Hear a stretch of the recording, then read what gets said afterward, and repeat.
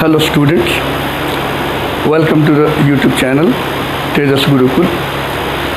आज के वीडियो में मैं 14th सेंचुरी चौसर के एज का मैं डील करने वाला हूँ, जो इंग्लिश ऑनर्स के स्टूडेंट्स के लिए बहुत महत्वपूर्ण है। पिछला वीडियो में मैंने बताया था कि कैसे डिफरेंट एजेज हैं और अब एज के बाद एक एक एज का जो डिस्क्रिप्शन है, कौन कौन से राइटर्स हैं, क्या उस एज की खासियत है, आज हम डील करेंगे।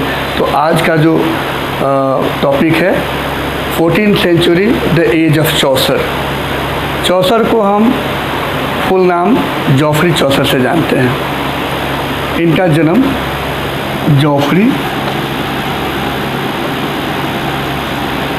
चौसर, इनका जन्म 1340 में हुआ था और 1400 में इनकी डेथ हुई थी। तो ये जो एज था, ये बेसिकली जॉफ्री चौसर जो हैं वो जाने जाते हैं the father of English poet and literature, दोनों के लिए जाने जाते हैं। इससे पहले लिटरेचर के बारे में बहुत ज़्यादा जानकारी नहीं है। After post Christianity, ancient time में तो बहुत सारा है, बिफोर क्राइस्ट में, लेकिन जो हमारा कैलेंडर शुरू होता है इंग्लिश लिटरेचर के इतिहास में, हमारा शुरू ही होता है जॉफ्री चौसर से। और इनकी जो मुख्य ख्याति है, मुख्य जो मेन रेप्यूटेशन है, वो द कैंटरबरी टेल्स के लिए है। द कैंटरबरी टेल्स एक रिलीजियस पिलग्रिमेज है।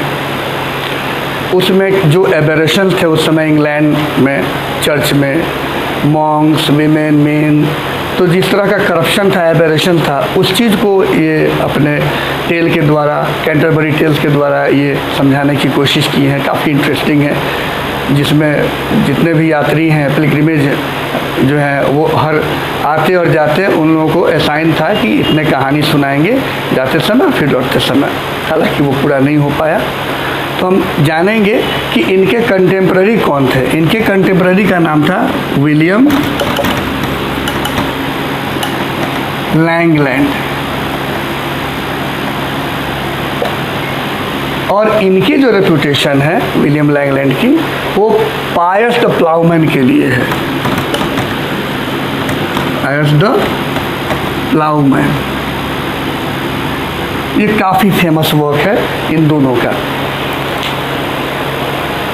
तो इसमें कुछ इवेंट्स हुए हैं 14th सेंचुरी में। इवेंट जो हुए हैं वो है एडवर्ड थर्ड रेन, जब जन्म हुआ था इनका जॉफ्री चौसर का। फिर ये रिचर्ड टू जो थे, उनके रीजन में इनका जीवन काल हुआ, और हेनरी फोर्थ में इनकी डेथ हुई। तो मुख्य रूप से क्या दो सामने आता है, जॉफ्री चौसर का द कैंटरबरी टेल्स और विलियम लैंगलैंड का पायस द प्लाउमैन। इत्तेफाक की बात यह है कि दोनों की डेथ 14th सेंचुरी के एंड में, यानी 1400 में हुई। इसके बाद कोई खास वर्क नहीं है। अगर हम पोस्ट चौसर के बाद हम देखते हैं तो कुछ इवेंट्स हुए हैं जो 1400 ऑनवर्ड्स हुआ। जैसे 1476 में पहला प्रिंटिंग प्रेस की स्थापना हुई, जो विलियम कैक्सटन ने स्थापित किया था, उसको सेटअप किया था 1476। एक और बेहद महत्वपूर्ण घटना घटी थी 14th सेंचुरी में, जो पोस्ट चौसरियन हम एज के नाम से जानते हैं, वो है war of roses. War of roses क्या है?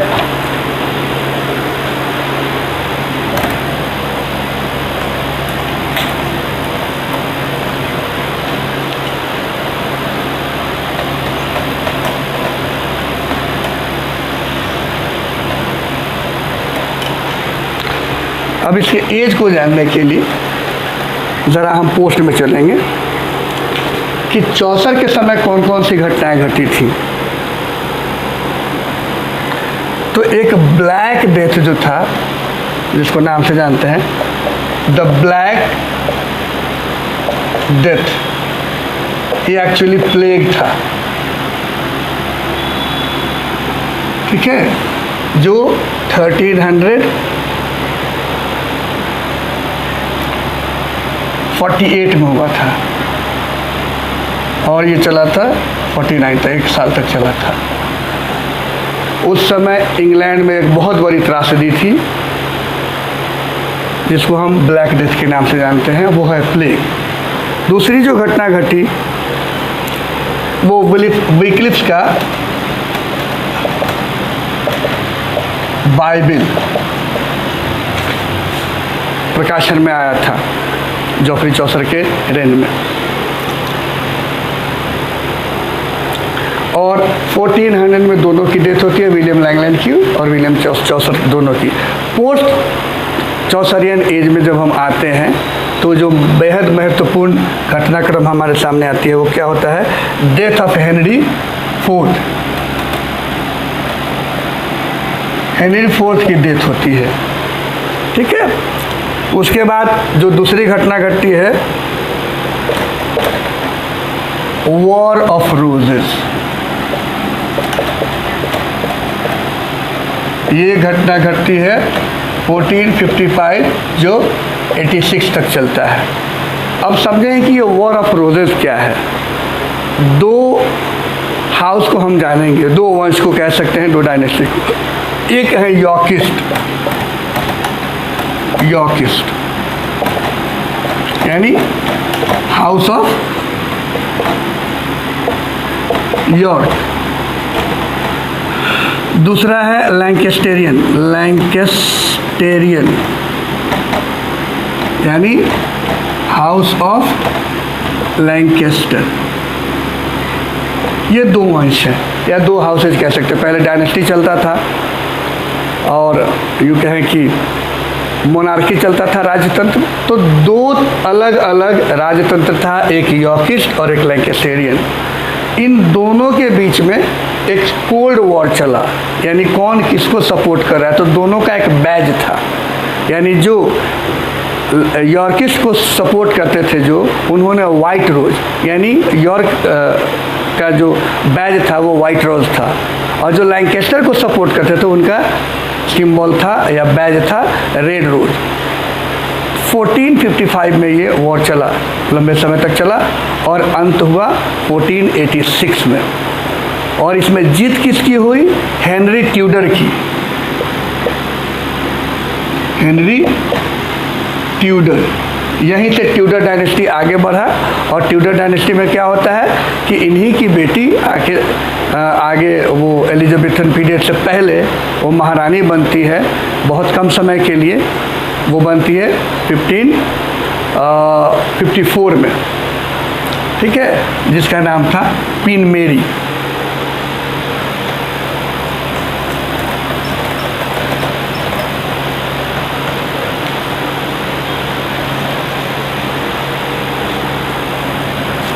ट्यूडर से ही बनी मेरी।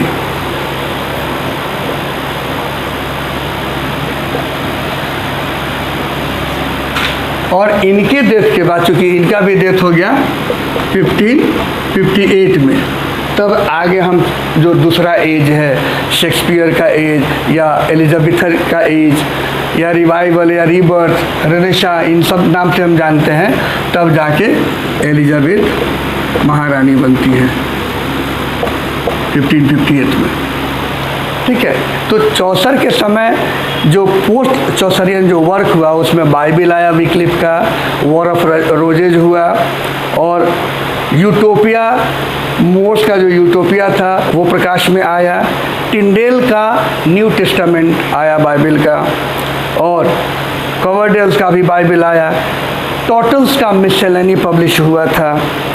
किंग जेम्स फर्स्ट का द किंग स्क्वायर आया था। ये सारे इम्पोर्टेंट वर्क जो थे वो 14th सेंचुरी यानी चौसर के एज के हैं।